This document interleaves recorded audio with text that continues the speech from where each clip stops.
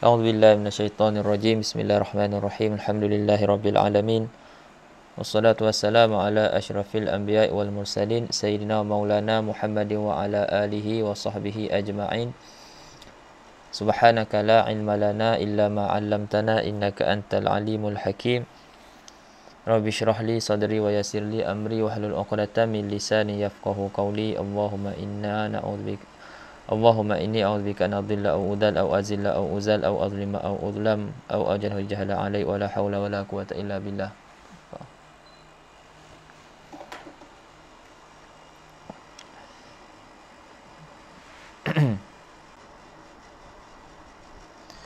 Qala al-musannif rahimahullahu ta'ala wa nafa'ana bihi wa bi'ulumihi fid dharain amin.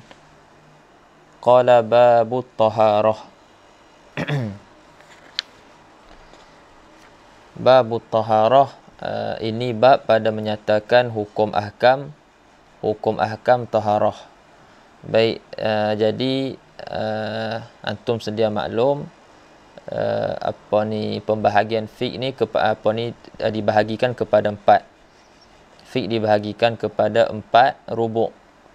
Rubuk pertama membicarakan ibadat, rubuk kedua membicarakan muamalat, rubuk ketiga membicarakan munakahat, dan yang keempat membicarakan jinayat. Jadi kitab yang kita nak baca ni dia membicarakan ibadat dan beberapa tajuk daripada muamalat. Ada 3 tajuk sahaja, lebih kurang daripada muamalat. Baik, jadi yang dibicarakan dalam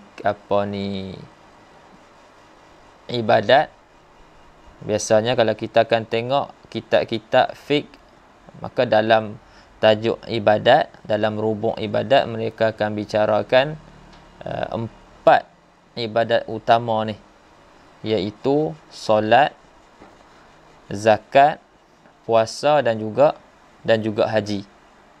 Ikut turutan seperti mana ana sebutkan tadi.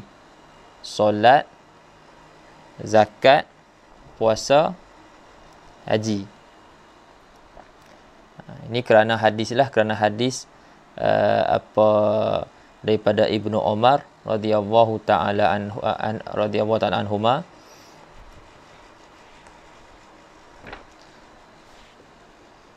Dalam Arba'in Nawawi pun ada. Dia kata dia dengar Rasulullah sallallahu alaihi wasallam bersabda, buniyal islamu ala khamsin, syahadati alla ilaha illallah wa anna muhammadar rasulullah wa iqamis salah wa ita'iz zakah wa saumi ramadan wa hajjil baiti man istata'a ilaihi sabila. Ataupun terbalik riwayat dia. Sebut haji dulu baru puasa. Nak tak ingat yang dalam Arba'in Nawawi itu bitakdimil hajj ala saum ataupun bitakdimis saum ala al-hajj. Didahulukan puasa atas haji ataupun sebut haji dulu baru puasa. Kerana tak berapa nak pasti. Baik. Jadi dalam kitab ibadat dibicarakan inilah 4 ibadat utama. Bukan bermakna ibadat itu hanya khusus Allah.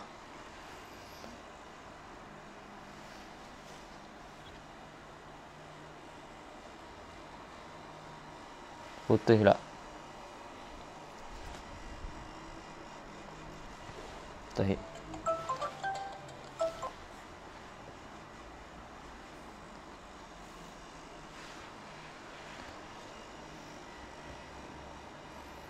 Baik, jelas. Semua dengar suara?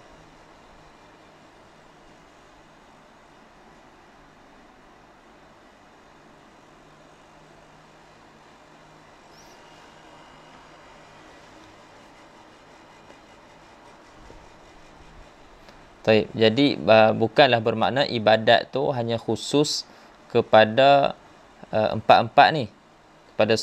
Bukan hanya khusus dengan solat, zakat, puasa dan haji. Sebenarnya ada lagi ibadat-ibadat yang lain. Tapi dalam bab ibadat ni ulama fuqaha depa membicarakan khusus ke keempat-empat ni, seperti mana yang disebut di dalam hadis Nabi sallallahu alaihi wasallam. Ini ibadat-ibadat yang utamalah, ibadat-ibadat yang besar-besar ni. Taib. Lepas tu dalam hadis tu disebut juga syahadatu alla ilaha illallah. Kan? Dan juga syahadah alla ilaha illallah wa anna muhammadar rasulullah. Disebut juga dalam hadis tu berkenaan dengan dua syahadatain, dua syahadah. Kenapa tak dibincangkan sekali? Jadi sebahagian fuqaha dia tak membicarakan dalam kitab mereka bab tauhid ataupun bab yang berkait dengan dua syahadah, kerana yang berkait dengan dua syahadah telah dikarang satu kitab yang mustaqil, dah ditunggalkan, ada satu kitab, satu ilmu, dan dibicarakan berkaitan dengan dua syahadah tersebut. Jadi tak perlu lagi dibahaskan dalam kitab fiqh. Itu ada dah kitab dia sendiri. Cuma sebahagian ulama ada juga dalam sebahagian fuqaha dalam tulisan mereka, dalam kitab mereka di permulaan kitab dibahaskan juga tauhid dahulu, seperti kitab Safinatun Najah yang kita baca, yang dibaca tadi oleh Azimi, dan kitab Ar-Risalatul Jami'ah wa Tadhkiratun Nafi'ah. Kita pernah mengaji juga sebelum ni pun sama juga, di permulaan tu bicara bab tauhid dahulu, lepas tu barulah diikuti dengan bab fiqh. Musannif rahimahullah ngarang kitab ni, jalanan dia tak mula dulu dengan tauhid, dia terus kepada fiqh. Dia terus kepada fiqh. Baik. Kemudian mungkin juga kita tertanya-tanya, kata bincangkan bab solat, bab puasa, bab zakat, puasa dan juga haji dalam rubuk ibadat ni. Tapi kenapa kita dapati dalam kitab-kitab fiqh permulaan dia akan bahaskan dulu bab taharah, iaitu perbicaraan mengenai taharah, bersuci. Jadi kenapa dibicarakan mengenai taharah dahulu? Kerana taharah merupakan kunci solat. Jadi kunci mesti nak kena ada dulu lah. Kalau tak, macam mana kita nak masuk dalam solat? Kunci tak ada. Nabi SAW sebut dalam hadis, miftahus solati at-tuhur. Ya, kunci solat itu adalah bersuci. Jadi bersuci ni merupakan syarat sah solat. Jadi fashionnya syarat ni dia mesti ada dulu sebelum masyrut, sebelum apa yang disyaratkan, iaitu solat. Dia nak kena ada taharah dulu, lepas tu baru solat. Kenapa tak ditakdimkan syarat-syarat yang lain? Kenapa ditakdimkan syarat taharah saja? Kerana taharah ni merupakan syarat yang boleh dikatakan syarat yang paling besar. Syarat yang paling besar di antara syarat-syarat yang lain. Baik. Sebab tu dalam syarah tu pun kita akan baca juga sikit dalam syarah, tapi kita tak baca semualah. Jadi dalam syarah tu musannif sebut bada'al muallifu rahimahullah bi babit taharah liqaulin nabi sallallahu alaihi wasallam miftahus salah at-tuhur. Miftahus salah at-tuhur. Maksudnya kunci bagi solat itu adalah bersuci. Bersuci. Baik. Kemudian kita dah tahu dah kunci bagi solat itu adalah bersuci, taharah.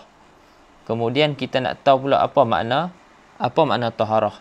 Apa makna bersuci yang kita sebut kena bersuci. Jadi sebagai talibul ilmi, penuntut ilmu, dia kena tahulah setiap kalimat yang dia sebut, setiap kalimat yang dia tuturkan ataupun lafazkan, dia kena jelas, faham. Apa-apa bidang pun yang kita nak ceburi maka semestinya lah kita tahu setiap kita kata baik-baik kalimat yang kita sebutkan, supaya jelas lah. Tambah pula kita nak jelaskan ke orang, jadi kita mestilah jelas dulu. Baik. Kita tengok dalam makna taharah dari segi lughah dan makna taharah dari segi syarak. Okey, kata musannif hafizahullah, kata syarah hafizahullah, wa taharatu lughatan an-nazafatu wal khulusu minal adnas. Taharah pada lughah bermakna bersih. An-nazafah bermakna bersih, wal khulus minal adnas. Khulus ni bolehlah kita ertikan sebagai bebas ataupun selamat. Bersih dan selamat ataupun bebas daripada kekotoran.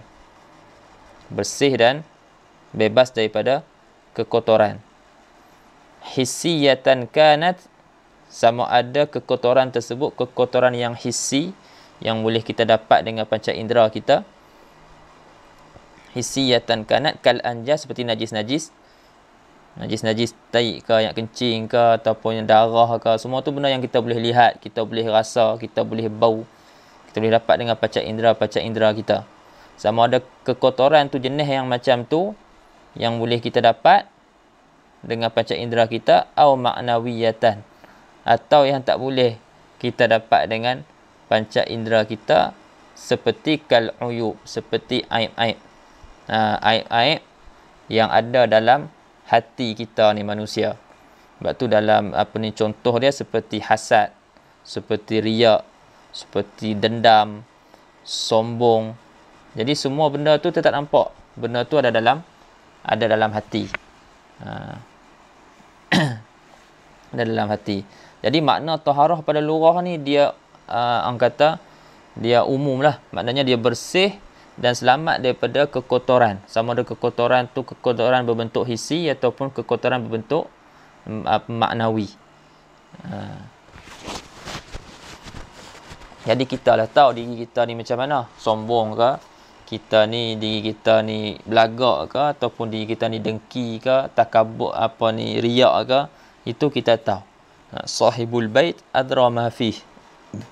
Tuan rumah lebih mengetahui apa yang ada dalam rumah dia. Jadi kita ni tuan badan, kita lebih mengetahui apa yang ada dalam tubuh badan kita. Baik. Allahumma salli ala sayyidina Muhammad. Itu makna pada lughah. Adapun makna pada syarak, iaitu raf'u hadatsin au izalatu najisin au ma fi ma'nahuma au ala suratihima. Jadi makna pada syarak ni ada beberapa takrif lah. Sebahagian kitab dia ambil takrif Syekh Syekh fulan. Sebahagian kitab dia ambil pula Syekh fulan yang lain pula. Yang ni dia ambil takrif Imam Nawawi. Ni takrif Imam Nawawi. Ada takrif yang lain. Ada takrif Qadhi Husain dan juga ada takrif selain daripada mereka.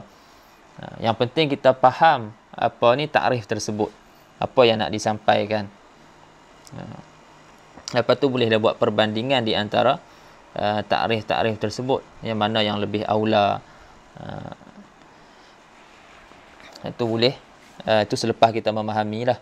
Baik, makna pada syarak. Apa dia makna pada syarak? Raf'u hadas, mengangkat hadas. Taharah yang kita kata bersuci ni, iaitu maknanya pada syarak adalah mengangkat hadas atau menghilangkan najis. Mengangkat hadas ataupun menghilangkan najis. Ataupun apa pada makna kedua-duanya. Apa pada makna kedua-duanya. Yakni apa pada makna mengangkat hadas dan apa yang pada makna menghilangkan najis. Nanti kita akan tengoklah satu-satu. Apa ni mengangkat hadas tu merujuk kepada apa? Dan apa ni menghilangkan najis tu pun merujuk kepada apa? Dan apa yang pada makna mengangkat hadas dan menghilangkan najis tu merujuk kepada apa pula, kita akan lihat dalam syarah. Au ala suratihima, ataupun apa yang di atas rupa mengangkat hadas dan di atas rupa menghilangkan najis. Baik, tengok syarah ta'rif. Kita dah tengok ta'rif, kita nak tengok syarah dia pula. Baik, syarhut ta'rif. Raf'u hadatsin. Raf'u hadasin. Jadi mengangkat hadas. Mengangkat hadas ni dia merangkumi dua perkara lah. Iaitu yang pertama wuduk dan yang kedua mandi. Wuduk dia mengangkat hadas kecil, mandi mengangkat hadas besar. Mandi mengangkat hadas besar. Sebab tu kata musannif, kata syarih hafizahullah, kal wudu'i, seperti wuduk, mengangkat hadas seperti wuduk, li raf'il hadatsil asghar, untuk mengangkat hadas kecil, wal ghusli, dan mandi, li raf'il hadatsil akbar, untuk mengangkat hadas besar. Okey. Au izalatu najisin, ataupun izalatu najasin, ataupun menghilangkan najis. Seperti apa menghilangkan najis? Kalistinja'i bil ma', seperti beristinja dengan air. Seperti beristinja dengan air. Jadi istinja kita sebut sebelum ni ada dua. Istinja dengan air ataupun istinja dengan batu. Di sini istinja dengan air. Dia masuk dalam perkataan izalatu najis. Seperti beristinja dengan air. Wa ghasli ats-tsaubil mutanajjis, dan membasuh akan pakaian yang kena najis. Jadi semua tu termasuk dalam perkataan izalatu najasah. Izalatu najis. Boleh au izalatu najisin.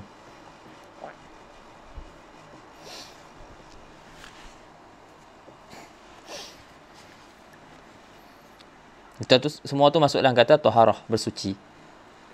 Au ma fi ma'nahuma, ataupun apa yang di dalam makna kedua-duanya. Makna kedua-duanya, yakni apa pada makna mengangkat hadas dan apa yang pada makna menghilangkan najis. Dia pun tolong terang jelaskan lagi kat situ. Dia kata ai ma fi makna raf'il hadas wa izalati an-najis, ataupun najas. Okey. Jadi kalau kita dah tahu dah ma fi ma'nahuma tu maksudnya ma fi makna raf'il hadas wa izalati najis. Maka dia nak terang kat sini apakah yang dimaksudkan dengan makna mengangkat hadas tu, dan apakah yang dimaksudkan dengan apa yang pada makna menghilangkan najis. Jadi kata syarih, fama fi makna raf'il hadas tuhru salisil baul wat tayammumu. Ada apa yang pada makna mengangkat hadas adalah taharah orang yang kata kencing tak lawas, ataupun dia air kencing selalu keluar daripada kemaluan dia. Yang sentiasa keluar air kencing dia. Taharah orang ni dia bukan mengangkat hadas, dia ma fi makna raf'il hadas. Boleh faham tak? Apa pada makna mengangkat hadas? Sebab dia membawa kepada natijah ataupun kesan yang sama. Tapi pada hakikatnya dia tidak mengangkat hadas. Cuma dengan perbuatan kita, perbuatan orang tu, salisul baul tu, dia ambil wuduk dan sebagainya. Selepas dia bersihkan kemaluan dia, lepas dia ambil wuduk apa semua, jadi dengan sebab dia berwuduk tu mengharuskan untuk dia melakukan solat.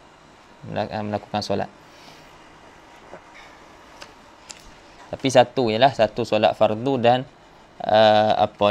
beberapa solat sunat. Tapi hakikatnya dia punya hadas tidak terangkat. Jadi tuhuru salisil baul wa tayammum. Jadi apa yang pada makna mengangkat hadas tu, iaitu taharah orang yang sentiasa keluar air kencing daripada kemaluan dia, dan juga tayamum. Tayamum, sebab tayamum dia tidak mengangkat hadas juga. Tayamum ni dia mengharuskan kita untuk untuk melakukan apa yang berhajat kepada taharah.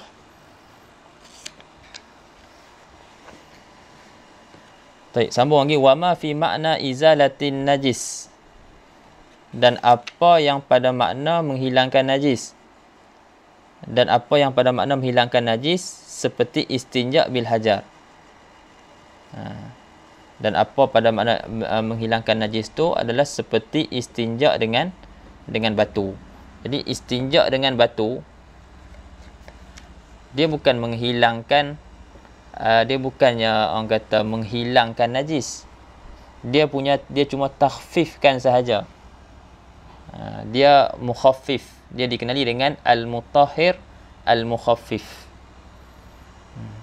Dia menghilangkan, kita kata,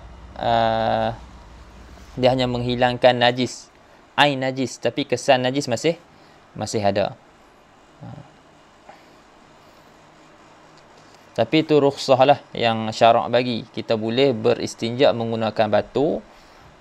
Lepas tu, walaupun masih ada lagi, dah cukup dah syarat-syarat dia. Tapi kita kata pada hukum, kita kata kesan najis masih ada kan. Air najis tu dah hilang. Kesan najis masih ada. Tak hilangkan kecuali air. Tak menghilangkannya kecuali air. Tapi sudah cukup syarat-syarat dia semua. Seperti mana yang kita mengaji dalam Safinah, maka seseorang tu boleh menunaikan solat. Adanya lepas dia berwuduk lah, dia boleh menunaikan solat.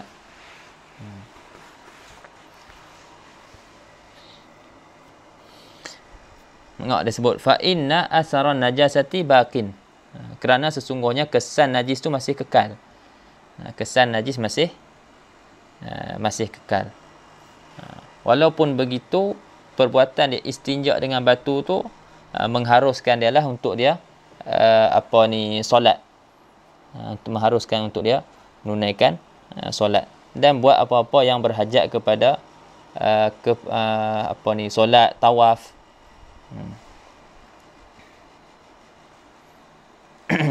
Allahumma salli ala sayyidina Muhammad.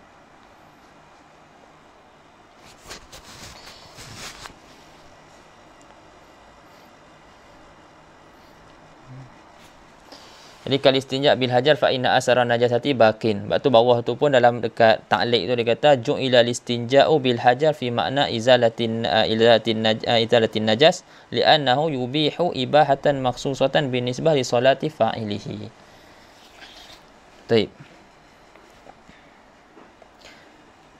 Patu au ala suratihima, ataupun apa yang di atas rupa mengangkat hadas dan apa yang pada rupa menghilangkan najis.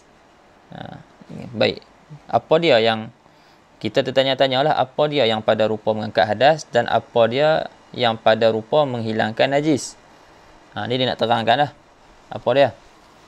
Jadi kata dia, fama ala surati raf'il hadas al-wudu'ul mujaddadu wal aghsalul masnunah wal ghaslatu tsaniyah was tsalisah fi taharah.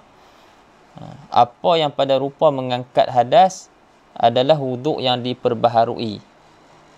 Jadi wuduk yang diperbaharui, rupa dia rupa mengangkat hadas. Kita basuh muka, kita basuh tangan, sapu kepala dan basuh kaki. Tapi hakikatnya dia tidak mengangkat hadas. Sebab hadas kita memang dah terangkat dah dengan wuduk yang pertama. Lepas tu tak nak wuduk sekali, kita nak tajdid wuduk. Jadi adakah wuduk tu mengangkat hadas? Wuduk tu tidak mengangkat hadas. Dia hanya pada rupa mengangkat hadas. Wal aghsalul masnunah, dan juga mandi-mandi sunat. Mandi-mandi sunat. Mandi-mandi sunat pun tidak terangkat hadas juga.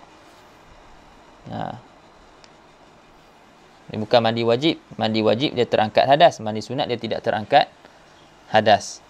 Tapi dia di atas rupa mengangkat hadas. Sebab dia di atas rupa mandi. Dan wal ghaslatu tsaniyah was salisah fi taharah, dan basuhan yang kedua dan juga yang ketiga pada taharah.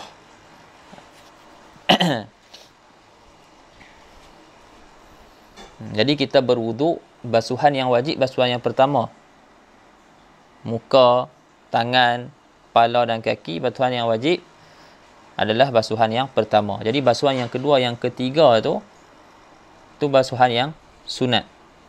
Jadi basuhan yang kedua, yang ketiga tu dia pada rupa mengangkat hadas. Jadi pada hakikat dia bukan mengangkat hadas pun. Yang mengangkat hadas adalah basuhan yang pertama. Baik, apa pula yang di atas rupa menghilangkan najis? Wa ma ala surati izalatin najis al-ghaslatu tsaniyah wa tsalisah fi izalatin najasah. Iaitu basuhan yang kedua dan basuhan yang ketiga pada menghilangkan najis. Jadi sunat menghilangkan najis, kita basuh tu 3 kali. Kan? Kita basuh tu 3 kali. Yang wajib sekali. Kena kita punya pakaian kita najis, kita basuh sekali basuhan. Itu dah memada. Tapi sunatnya kita tambah lagi basuhan yang kedua dan kita tambah lagi basuhan yang ketiga. 3 kali basuh. Tapi yang menghilangkan najis sebenarnya yang pertama ke, ataupun yang pertama saja ke, ataupun yang pertama dan apa yang selepas dia. Jadi yang menghilangkan najis hanya basuhan yang pertama. Basuhan yang kedua dan ketiga tidak menghilangkan najis. Dia cuma di atas rupa menghilangkan najis. Tapi dapat pahala tak? Dapat pahala. Sebab disunatkan kita basuh 3 kali. Mafhum? Ada yang tak jelas? Nak tanya dulu?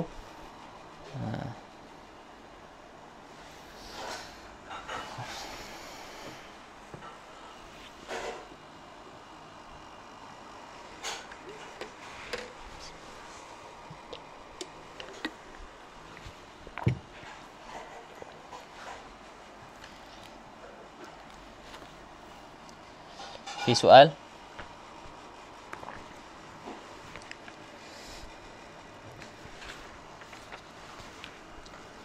Baik.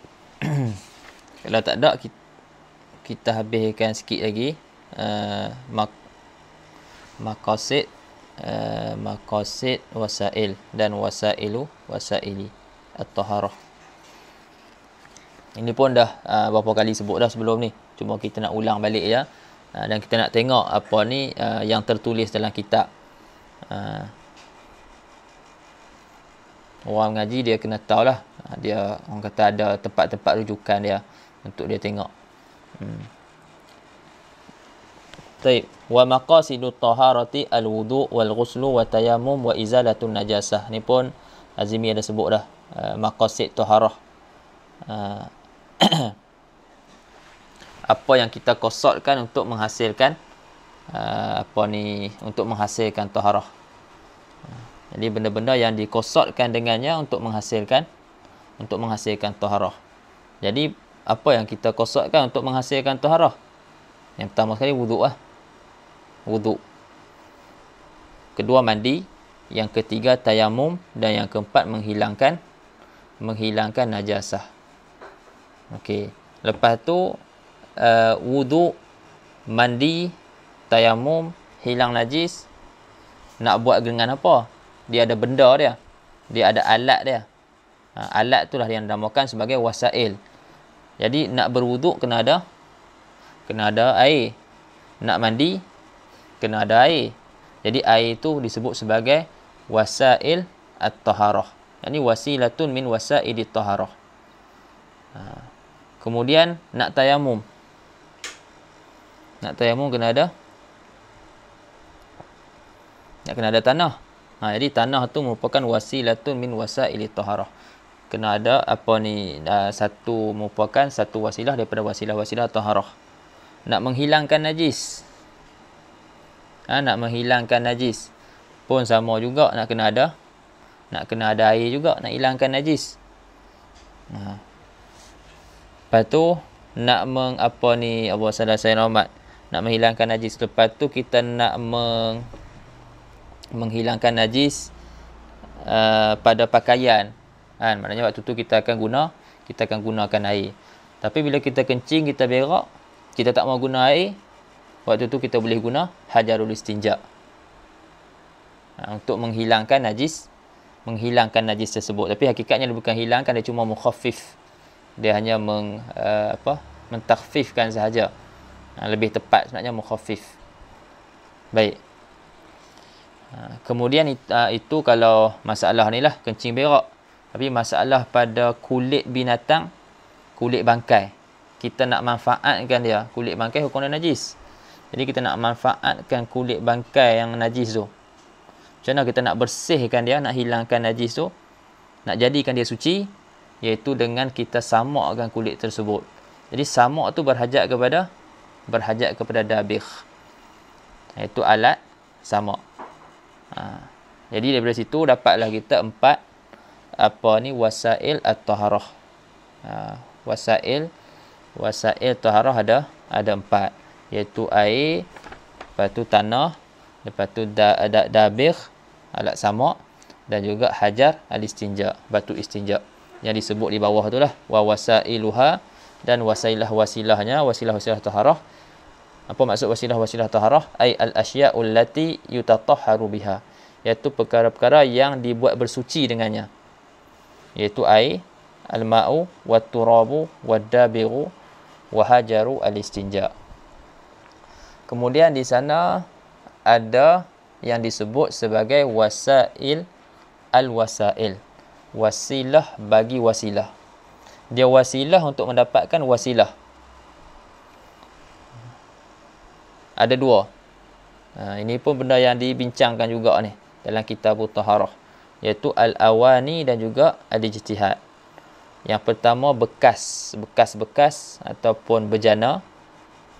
Jadi air dia tak boleh, dia mesti duduk dalam benda. Jadi nak dapatkan air yang merupakan wasilah taharah, mestilah ada bekas. Jadi bekas tu wasilah untuk dapatkan wasilah, iaitu air. Maka dinamakan sebagai dinamakan sebagai wasilah bagi wasilah. Kemudian kalau kita ada 2 bekas air, 2 bekas air, dua-dua suci, tapi salah satu dijilat anjing, maknanya salah satu tu jadi mutanajis. Maknanya sekarang ni jadi kesamaran. Yang mana satu bekas yang dijilat anjing, bekas A ataupun bekas B, tak jelas. Jadi kesamaran, tak jelas yang mana satu suci, yang mana satu tak suci. Jadi sekarang ni kita perlukan air. Air itu wasilah. Jadi macam mana kita nak dapatkan wasilah tersebut? Iaitu dengan ijtihad. Kita ijtihad dengan syarat-syarat dia lah. Dengan syarat-syarat. Dengan syarat dia cukup syarat-syarat ijtihad, jadi kita boleh ijtihad. Jadi tujuan kita ijtihad tu untuk dapatkan air yang merupakan wasilah. Jadi ijtihad tu wasilah untuk dapatkan wasilah. Sebab itulah dipanggil sebagai wasilah bagi wasilah. Dalam yang selalu tersebut wasailu al-wasail. Ini wasilah bagi wasilah untuk mendapatkan wasilah taharah. Jadi ijtihad tu merupakan wasilah untuk mendapatkan wasilah taharah, iaitu air. Itulah yang dimaksudkan dengan wasailit taharah yang disebut di sini. Amma wasailit taharati fahiyal awani wal ijtihad. Wallahu ta'ala a'lam.